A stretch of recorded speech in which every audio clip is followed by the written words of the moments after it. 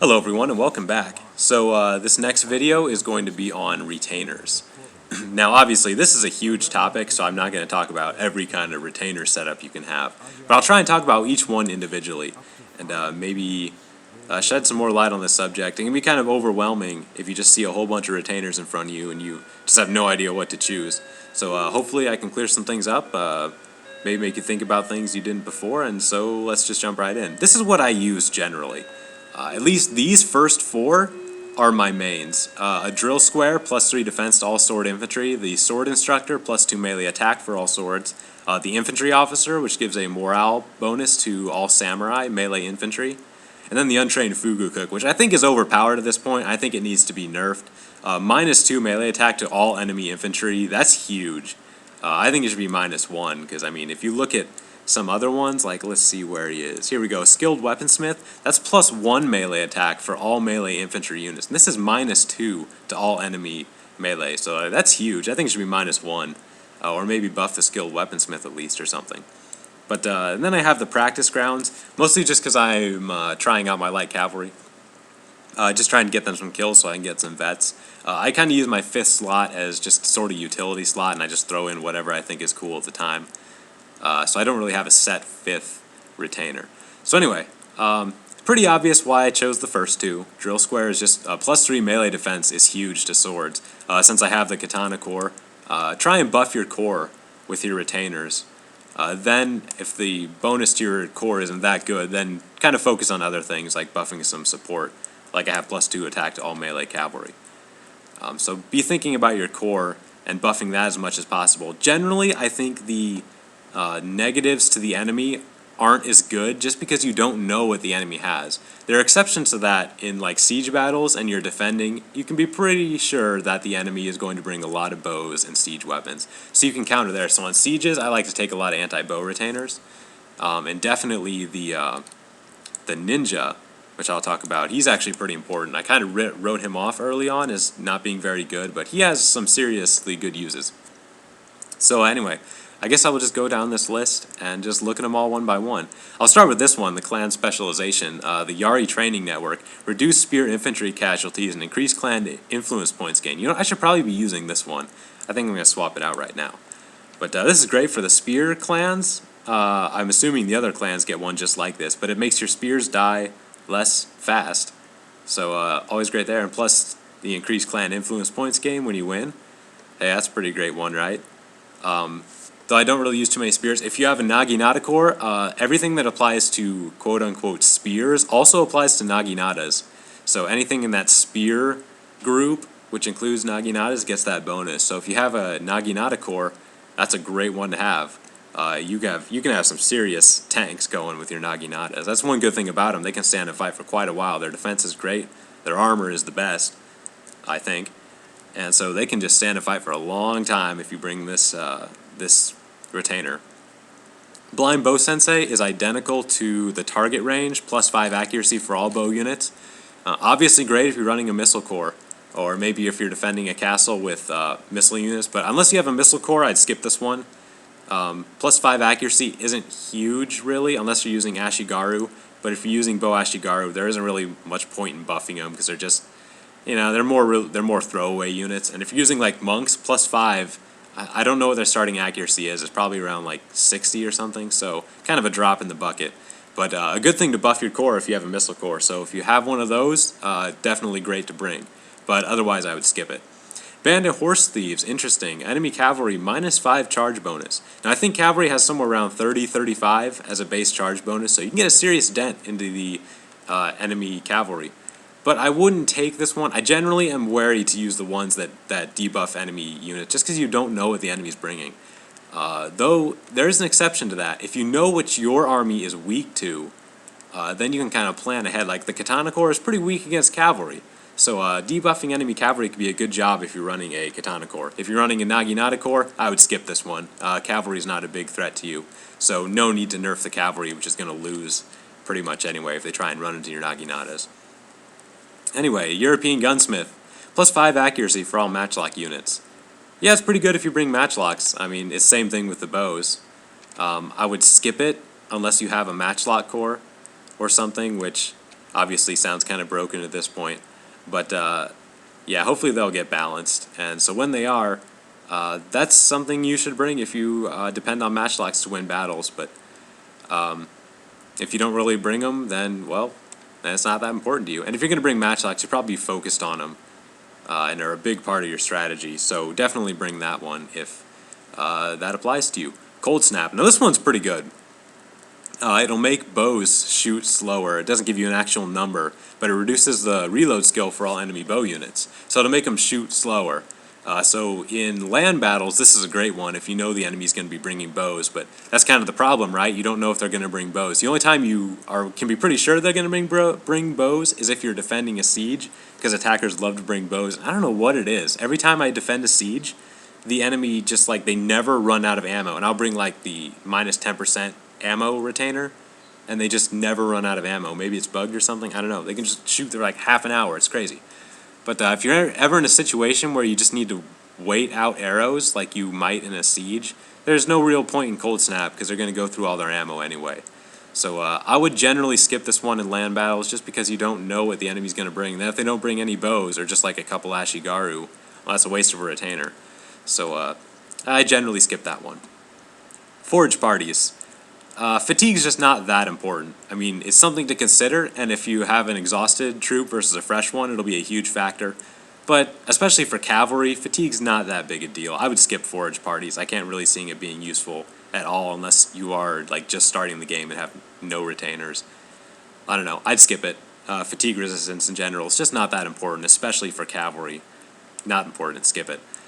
Famous Armory, +1 armor to all melee infantry. This is a good one. I used to use it a lot. I kind of phased it out, trying for the infantry officer to give me the +1 morale, but it's still a really great retainer, especially if you know you're going up against bows. This is great if you're defending a siege. That +1 armor will really help, and what it also does is armor defends against cavalry charges. I'm pretty sure the defense skill does not matter at all when you're taking a charge. Somebody please confirm or deny that, because I don't actually know where I heard that, but I think I just heard it from somebody. But that makes sense. Cavalry will just run in and just crush everything. Its armor is the only thing that factors into defending against a cavalry charge, so it helps there too. If your army is weak to cavalry, throw that one in there. I might be putting that one back in now that the monks aren't really much of an issue anymore. I might be putting the Famous Armory back in, because that's the main reason why I took the infantry officer, was to deal with Naginata monk spam. So that one might be going back in. In fact, I think I will put it in there now. European Horse Trader. 5% speed, all cavalry. Skip this one. 5% speed is not huge. If you have any units that depend on speed, like light cavalry, you'll probably have speed buffs on it anyway from your upgrades, so I'd generally skip this one. It's not completely useless, though. It will allow you to catch up to enemy cavalry with that slight bonus, but not enough to take up a retainer slot. I'd skip it. Huntsman, +2 accuracy for all bow Ashigaru units. Obviously, the other ones are so much better. You should only be using this one if you just started the game and haven't unlocked the other two. So, only good for new players. Skip that one if you're an experienced player and have more retainers. Geisha Poisoner. Increases enemy avatar cooldowns by 10%. Pretty much useless. I mean, you really only use your avatar abilities like once per battle, so there's really no point in increasing the cooldown if you're only going to use it once, really. I've never seen anybody use a general skill twice in a battle. Skip that one. Though it does cancel the effect of the enemy wizened monk. I will go check him out real quick just to make sure. Okay, and that just makes your avatar have more morale and less morale for the enemy one. Not that good. I wouldn't waste retainer on it. So you can skip Geisha Poisoner. Garden of Convalescence. Not that good either. Your 2 most damaged veteran units will heal fully before the next battle. I'd skip that one too. You should have mirror units of your veterans, so you can just swap them out every battle. So skip that one. Infantry officer, already talked about it. +1 morale to all your samurai. If you have a samurai corps, either naginatas or katanas, it's a really good one. Morale helps in any way. No matter how big the bonus is, even just +1 can really matter. So if you have some morale troubles, or even if you don't, it's still a good one to bring. So consider it. Not quite as good maybe as the other two, like the drill square and the Yagyu sword instructor. Maybe if you're running a Naginata Corps, the spear retainers I don't think are quite as good. So you might throw it in there if you have a Naginata Corps to help them stand a fight a little longer. So good there. Inspiring Orator. -10% recruitment cost for all Ashigaru units. Skip that one too, not very good. Unless you use a lot of Ashigaru, if you're a very quantity side army, it can be very useful. I don't use it because I don't really use Ashigaru. But maybe in sieges, you just need a little more money to get one more unit. It can really help you out on defense. So it can be good. I generally say skip it, but if you use a lot of Ashigaru, it can be very good. It might get you another unit, which is very helpful. So situational. If you use Ashigaru, you should probably use it. At least if you're just on the precipice of getting another unit, consider taking it. Light horse stud, light cavalry, +1 melee attack. Yeah, that sucks. Practice grounds is better. But for some reason, nobody I know has practice grounds. I thought I just had it from the beginning. I don't know why I have it, none of my friends do. Weird. But if you get practice grounds, obviously it's way better. It's +2 melee attack to all melee cavalry. This is just +1 attack to light cavalry. So, yeah. Practice grounds clearly better. I have no idea where I got practice grounds or why I'm the only person I know that has it. Somebody can fill me in on that, please do. Anyway. Livestock Pestilence, reduce speed for all enemy cavalry units. If you use that in conjunction with bandit horse thieves, you could seriously cripple a cavalry army. But generally, not that good. Actually, look, what's this say? Source, Avatar Conquest Map Region. I wonder what region that was. I don't know why. Like, my friends have all the land units and don't have it. Really weird. Land provinces, excuse me. Whatever. Livestock Pestilence, anyway. Yeah, generally skip that one. You just won't really know if your enemy has a lot of cavalry, and if he doesn't bring very many, it's pretty much useless. Skip that one. Metsuke Inspector is very interesting, mostly for how he works with the Shinobi Informer, the ninja kind of retainer. I guess I shouldn't say that because there's a separate one that's used for recruiting Kisho ninjas. So his main usefulness is with the Shinobi Informer, but he also has another plus to him in that the Avatar's rally ability also causes -1 enemy morale and radius. So if you use it in conjunction with other morale bombs, or you have a leadership general, using your rally at the right time can not only save your force, but cause the enemies to break. So it can be very good if you have a kind of morale bombing strategy. You try and get flanking and hit their morale really hard in one big blow and then use the rally to finish it off. It can be very good. But I think its main usefulness comes from canceling out the Shinobi Informer. What he does is he reveals the deployment of all enemy units that aren't hidden. So you can see them deploy in the deployment phase, which is really useful in certain situations. I'll talk about him more a little later, but Metsuke Inspector is pretty decent. Consider bringing him if that sounds like a good effect. Anyway, next one, Mikoshi Portable Shrine. Not bad, +2 melee attack for all monk units. Monks got seriously nerfed though, so yeah, if you're a monk spamming idiot, I guess it's good, but if you're just using a couple to fill out your ranks, I'd probably skip that one. You might go with like the skilled weaponsmith instead and just get +1 melee attack for all your units. Probably a better use for retainer slot for that one. Military Storehouse. Increase fatigue resistance for all melee infantry. Like I said, fatigue resistance is not that big a deal. It's good if you can get it for free, but why waste a retainer slot on it? I'd say skip that one. No big deal. Mounted Scout. Increased ability to spot hidden enemy units. Not good. This one's actually from a complete armor set. Interesting. You don't get that from a land region. You have to get a armor set. Not sure how you get it, though. You should have a Scout light cavalry in medium and large battles that has like a spotting upgrade. So yeah, I wouldn't say this one's very useful. I think you should have a light cavalry that's going to do that job. So skip that one. So many better retainers you can use. Not very good. Open basket work quivers. Good if you are in a siege, regardless if you're attacking or defending. Archers are pretty important, so if you have archers, or if you have a missile corps, you don't want to run out of ammo. That'd be really dumb. So very, very good for missile corps. Definitely bring this one. Sieges, you probably want to bring it if you have bows too. Good retainer. Very, very, probably one of the best ones for a missile corps. Definitely bring that one if you have a lot of missile units. Because you can run out of ammo. Ashigaru generally don't, but samurai and monks, they do. So good to have. Ox carts. They allow you to field siege engines, so if you have a siege weapon, you got to bring it. So it's pretty obvious when you want to bring that. If you have a siege weapon, bring it. If you don't, don't. Pretty simple there. Practice grounds. +2 attack to all melee cavalry. Good one if you have a cavalry corps, or if you have a lot of cavalry. It's also good, I mean, with my light cavalry, it's just a good thing to have. Though they won't last very long. So maybe with light cavalry it's not that good, but if you have some katana cavalry, or some great guard, definitely a good retainer to bring. Even if you don't have a cavalry corps, it's still a good one. It just helps fill out your support that much more. So if you don't really have any slots that are clearly good, like if you have a 5th utility slot or something, consider bringing practice grounds. I wouldn't use it for Yari and light cavalry because their main bonus is their charge and they just kind of suck in melee. But for Great Guard and Katana Cavalry, it's a good one. So consider bringing that one. Productive Rice Paddy. Very good if you have a lot of Ashigaru.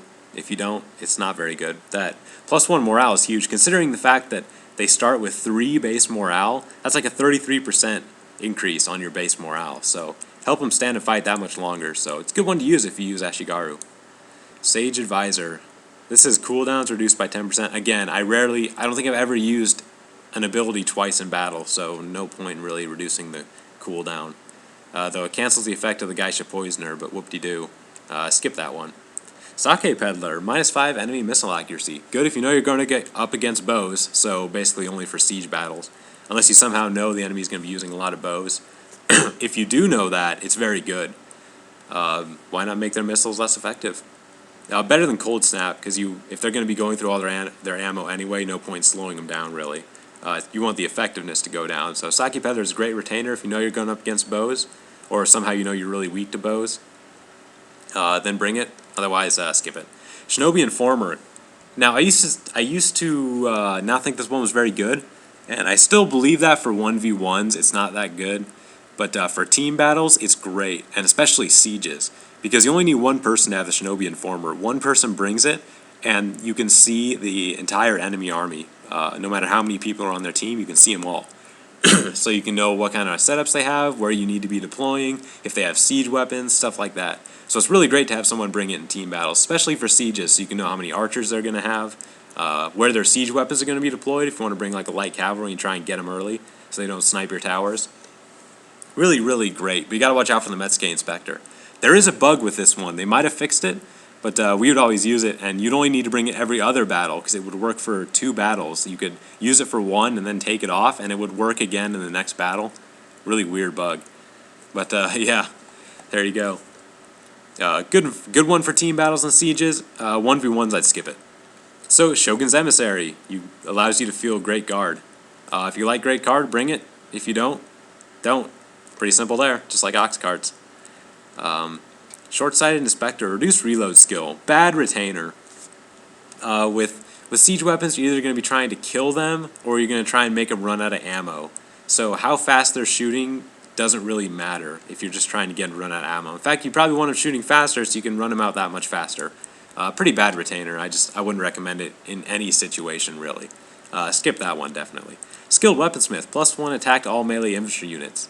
Definitely good. I mean, I like attack, and it affects all your melee infantry, so that's good. But I'd rather have the defense from the armory, so I think it's a little better than the Skilled Weaponsmith. You can swap it out in your 5th slot, maybe, or maybe replace it with the Untrained Fugu Cook. Either way, it's a good retainer, but situational. You'll know if you need the +1 melee attack, or if you prefer the defense, or if you don't like bringing the Fugu Cook. Maybe it might actually be better for me to bring this one instead of the Fugu Cook, because I have so many melee infantry units, the effect might be better, and they won't have to gamble on the enemy bringing a lot of infantry. Because if he only brings a couple infantry units, that limits the Fugu Cook's usefulness, when I could be knowingly buffing all of my melee infantry. In fact, you know what? I think I'm going to actually bring that instead. It's a good retainer. No, actually, I'm not going to talk too much about these. I'll point out a few, but we'll get to that. Oh boy.